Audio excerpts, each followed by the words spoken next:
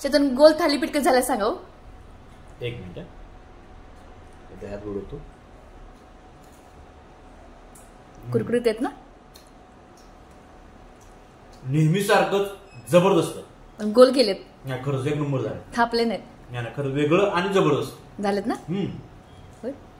Thank you. गोल थालीपीठ तुम्हाला आश्चर्य वाटलं असेल ना. थालीपीठ असं गोलू मोलू कटलेट सारखं कसं असेल. तर चला कसं केलं ते तुम्हाला सांगते. तर हे आहे थालीपीठचं पीठ. माझ्या माहेरातून माझ्या आईने दिलं आहे. तर तुम्हाला पुडीमध्ये बांधलेलं बघून तुम्हाला कळायलाच असेल. तर हे पीठ आहे थालीपीठचं.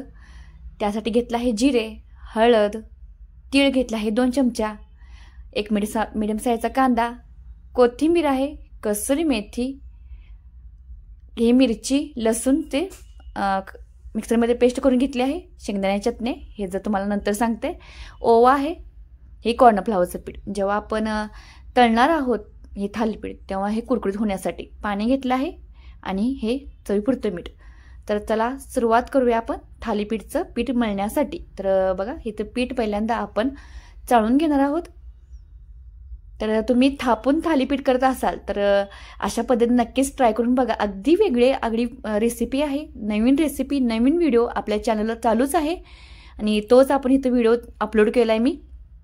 तर इथं पीठ चाळून घेतलं आहे थालीपीठचं. यामध्ये गहू, ज्वारी, डाळ असते आणि बऱ्याच डाळीचं असतात, उडीद डाळ वगैरे डाळींचा समावेश असतो. माझ्या आईने दिलं आहे आणि त्यामध्ये घातलं आहे कॉर्नफ्लॉवरचं पीठ थोडंसं कुरकुरीत होण्यासाठी, ओवा आहे आणि भरपूर अशी कोथिंबीर, कसुरी मेथी हातामध्ये घेऊन चांगली जर हाताने घास चवळून त्यामध्ये घालायची म्हणजे छान फ्लेवर येतो ह्या थालीपीठला.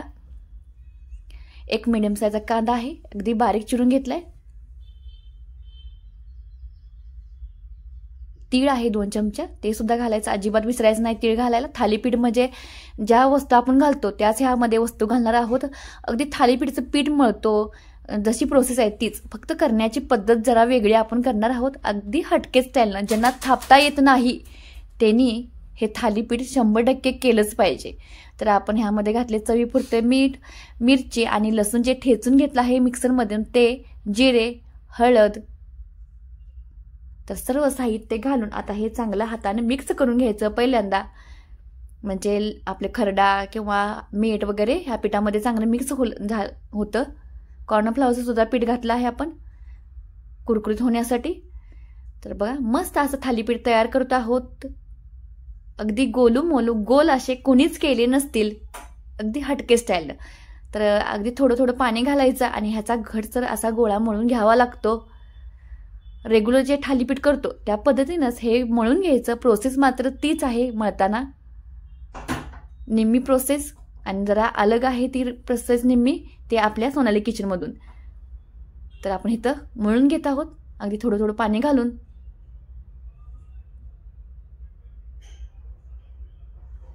पाणी जास्त घालायचं नाही, घट्टसरच गोळा मळून घ्यायचा. ह्याला मला मळण्यासाठी 2 फुलपात्र पाणी लागलं. 2 ते दीड फुलपात्रामध्ये व्यवस्थित गोळा मळला जातो. आपलं पीठ आहे त्यानुसार हे पाणी लागलं जातं. तर बघा मस्त असं घटसर असा गोळा मोडून घेतला आहे. दिसताना किती छान दिसत आहे बघा. आणि हे आता अर्धा तासासाठी भिजत घालणार आहोत. म्हणजे चांगलं मुरलं जातं लाल तिखट खरडा वगैरे त्यातला. तर अर्धा तासानंतर आपण दुधाची जी जाळी असते झाकायची त्याला थोडंसं तेल लावून घेणार आहोत. ह्यावेळेस मी वाफवायला ठेवणार आहोत. अगदी आगळी वेगळी रेसिपी आहे. आणि आता सुरुवात करूया थालीपीठ करण्यासाठी. तर तेल लावून घेतलं आहे जाळीला. हाताला सुद्धा तेल लावायचं म्हणजे पीठ हाताला चिटकणार नाही. तर गोळा घ्यायचा.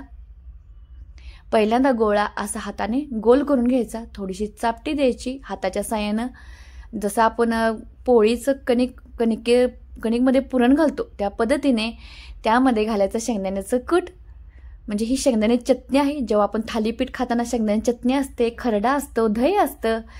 तर ह्या थालीपीठमध्ये आपण अगोदर घालणार आहोत शेंगदाण्याची चटणी आणि त्यामध्ये असं पुरण ज्या पद्धतीने भरतो त्या पद्धतीनंच हे गोळा भरून घ्यायचा आणि व्यवस्थितरित्या तेलाने त्याचं तोंड बांधून घ्यायचं. म्हणजे त्यातलं शेंगदाण्याची चटणी ती बाहेर येता कामा नये यासाठी. तर बघा आपण पॅक करून घेतले हे सगळं आणि पॅक केल्यानंतर थोडंसं दाबून घ्यायचं. तर तुम्ही व्हिडिओमध्ये बघताय त्या पद्धतीनं अतिशय हटके स्टाईलनं गोल थालीपीठ कोणीच केलं नसेल ते आपल्या सोनाली किचनवर. तर हे आपण ठेवले जाळीमध्ये. दुसरं करून दाखवते तुम्हाला.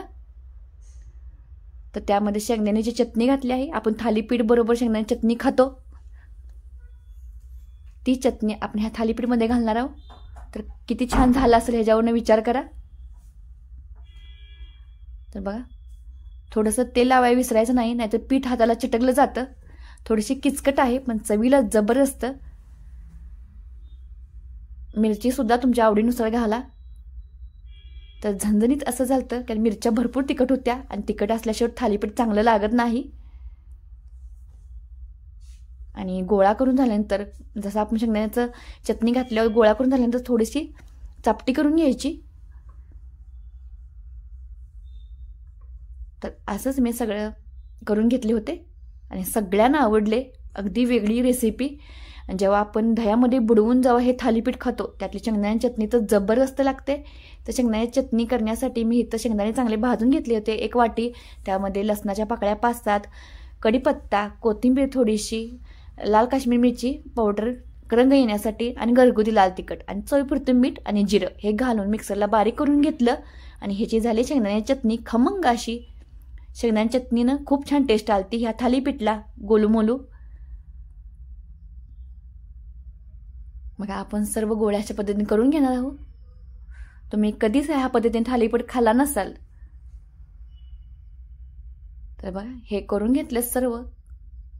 ताट भरलं आहे. पाणी ठेवलं तर गरम करायला शेगडीवर.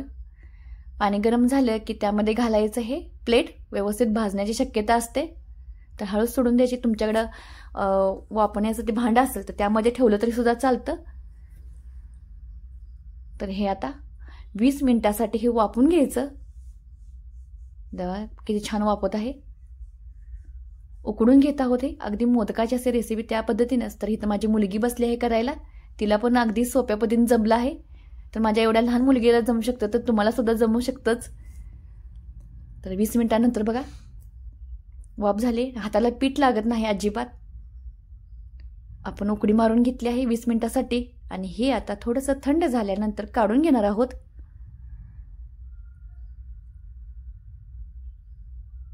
बघा मस्त असं वापलं झालं. दिसतानाच किती छान दिसत आहे थालीपीठ आगळं वेगळं. तर हे थंड झाले एकदम. ह्याचा गोळा किती छान झालाय. तुम्ही असं सुद्धा खाऊ शकता. तर आपण आता पुढची प्रोसेस करून घेऊया. त्यामध्ये शेंगदाण्याचं कूट आहे, त्यानं तर खूप छान टेस्ट आलती ह्या थालीपीठला. त्यात तळायची आपण जुळणी करून घेऊया. तेल पण जास्त लागत नाही ह्याला. तेल घातलं आहे कढईमध्ये. आणि ह्या गोळा एक एक करून ह्या तेलामध्ये सोडून द्यायचा. शेगडीची फ्लेम ही जास्त ठेवा आणि ह्या जास्त फ्लेमवर मोठ्या फ्लेमवर कुरकुरीत होस तर हे गोळे आता चांगले तळून घ्यायचे. म्हणजे थालीपीठ हे. तर बघा एकदम कुरकुरीत असे हे थालीपीठ तयार झालते. ज्यांना थापायला येत नाही थापायला येत नाही म्हणजे थालीपीठ करत नाही त्यांनी नक्कीच ही रेसिपी ट्राय केली पाहिजे. आणि ज्यांना टेस्टी खायला खूप आवडत असेल जरा हटके स्टाईलनं तर नक्कीच ही रेसिपी ट्राय करून बघा, तुम्हाला आवडेलच. तर शेगडीची फ्लेम मोठी ठेवून हे चांगलं कुरकुरीत होस तर 5 ते 10 मिनटं लागले हे मला तळून घेण्यासाठी. तर आपण पहिल्यांदा हे वाफवून घेतलं होतं त्यामुळे हे कच्चं राहिलं किंवा काय असं काही होणार नाही. फक्त आणि जरा चव वाढवण्यासाठी आपण घेत आहोत तळून. आपण थालीपीठ खालून वरून भाजून घेतो त्याच पद्धतीनं हे आता गोळे तळून घेत आहोत. तर ही युनिक रेसिपी तुम्हाला कशी वाटली ते कमेंट करून सांगायला अजिबात विसरू नका. तर तळून घेत आहोत आपण. आणि विशेष म्हणजे ह्या गोळ्यांसाठी किंवा ह्या थालीपीठला तेल जास्त लागत नाही आणि तेल सुद्धा खेचून घेत नाही, कारण आपण वाफवून घेतलं आहे. आणि भन्नाटच असं चवेला झालते हे थालीपीठ. हे घेतलं होतं आम्ही दह्याबरोबर खाण्यासाठी. तर बघा लालसर होस तर हे कुरकुरीत होस तर हे तळून घेतलं. आणि हे विशेष म्हणजे थालीपीठ 4 ते 5 दिवस टिकतात. तर बघा कुरकुरीत अशी थालीपीठ आधी एका प्लेटमध्ये काढून घेऊया.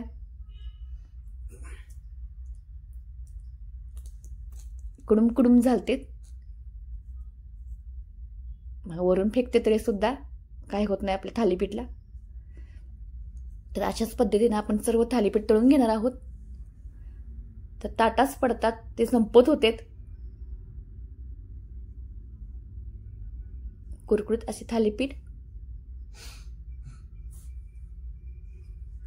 हे प्लेटमध्ये घेतले काढून. आणि तुम्हाला नवीन नवीन रेसिपी बघायला आवडत असेल तर आपल्या चॅनलला सबस्क्राईब मात्र करायला अजिबात विसरू नका बरं का. तर मस्त असे आपण तळून घेतले आहेत. आता हे बघा एका ताटामध्ये दही घेतले हे आणि ह्यामध्ये घालूया थालीपीठ, गोल थालीपीठ. एक एक करून कुरकुरीत असे, खाताना सुद्धा एकदम कुरुम कुरुम लागणारे. आता थापायचं काय काळजी करायचं काम नाही, असे गोळे करा आणि तळून खावा. तर काढून घेतले आहेत. त्यामध्ये तीळ आहे, खरडा घातला आहे, मस्त असा कांदा आणि कोणत्या तुम्ही भाज्या आवडत असेल ते सुद्धा ह्या थालीपीठमध्ये घालू शकता आणि हे थालीपीठ तुम्ही एन्जॉय करू शकता. आणि मिरची जास्त घाला म्हणजे छान चव लागेल, झणझणीत असे थालीपीठ तयार होईल. तर तुमच्या आवडीनुसार तुम्ही मिरचीचा वापर करू शकता. तर फोडल्यानंतर बघा ह्यातला शेंगदाण्याची चटणी जबरदस्तच. ही युनिक रेसिपी कशी वाटली ते कमेंट करून सांगा बरं का. आणि ही रेसिपी शेअर करा. तर हे शेंगदाण्याची चटणी, गरमागरम थालीपीठ, हे गोल थालीपीठ आणि दही कुरुम कुरुम.